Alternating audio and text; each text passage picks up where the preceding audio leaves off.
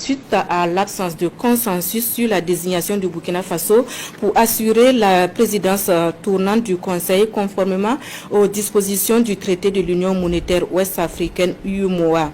En rappel, conformément à l'article 11 du traité de l'UEMOA, la présidence du Conseil des ministres est assurée à tour de rôle par l'un des ministres chargés des finances des États membres pour un mandat de 2 ans.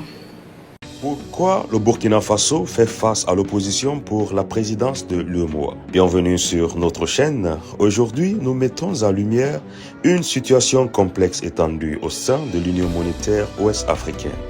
Pourquoi les représentants des États de l'AES, comprenant le Burkina Faso, le Mali et le Niger, ont-ils claqué la porte lors de la deuxième session ordinaire annuelle du Conseil des ministres?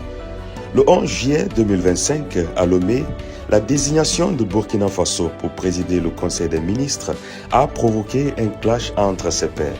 Ce refus soulève des questionnements fondamentaux quant à la solidarité régionale. Pour comprendre cette opposition, il est crucial de se référer à l'article 11 des statuts de l'UEMOA qui stipule que chaque ministre des Finances doit présider à tour de rôle. Mais cette règle, qui devrait en théorie favoriser la coopération, semble susciter la méfiance. Pourquoi les autres États membres de l'UEMOA, particulièrement la Côte d'Ivoire, s'opposent-elles à cette présidence? Est-ce en raison d'une perception que le Burkina Faso pourrait influencer les politiques régionales d'une manière qui leur serait défavorable? Ou bien existe-t-il des tensions historiques entre ces nations qui obscurcissent la vue sur leur collaboration?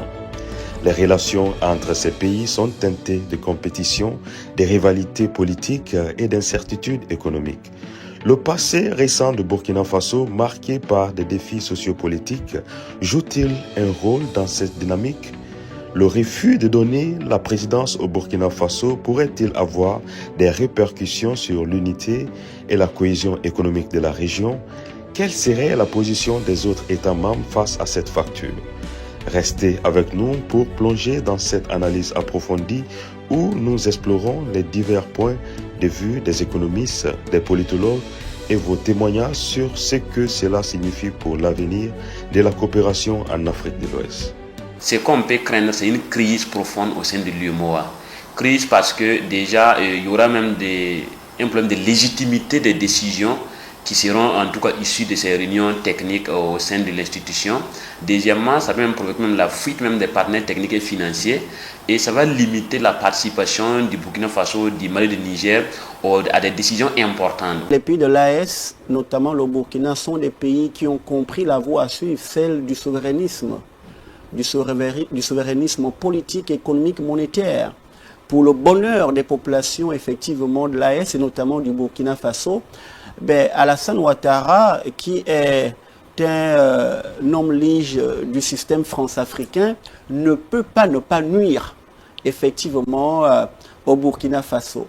Je pense qu'il se trompe. Et d'ailleurs, d'ici 5 mois, je pense que le problème sera réglé et je fais confiance au peuple ivoirien, démocratiquement parlant, de régler ce problème, mais son sort semble déjà scellé. D'ailleurs, même actuellement, la présidence que la Côte d'Ivoire a déjà assurée par son ministre des Finances, Adamo Coulibaly, n'est pas aussi acceptée comme les gens le pensent. Ça a été décrié par plusieurs États. Donc, allant dans ce sens déjà, c'est dire que si toutefois la Côte d'Ivoire bloquait ce processus, en tout cas, ça peut créer également une éviction plus tard, une sortie même de ces 3 pays de l'UEMOA.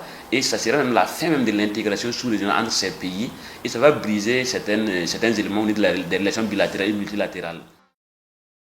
Les événements survenus à Lomé, où les représentants des États de l'AES ont quitté la table des négociations, révèlent des enjeux bien plus profonds que la simple désignation d'un président.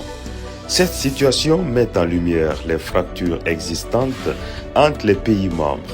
La désignation de Burkina Faso prévue conformément à l'article 11 a suscité des préoccupations quant à la réalité de l'intégration régionale et à la solidarité entre pays qui pourtant partagent un destin commun. Mais que signifient vraiment ces désaccords pour l'avenir de l'UEMOA? Cette absence de consensus pourrait-elle entraver la coopération économique et politique essentielle à la prospérité régionale? Nous avons vu comment des facteurs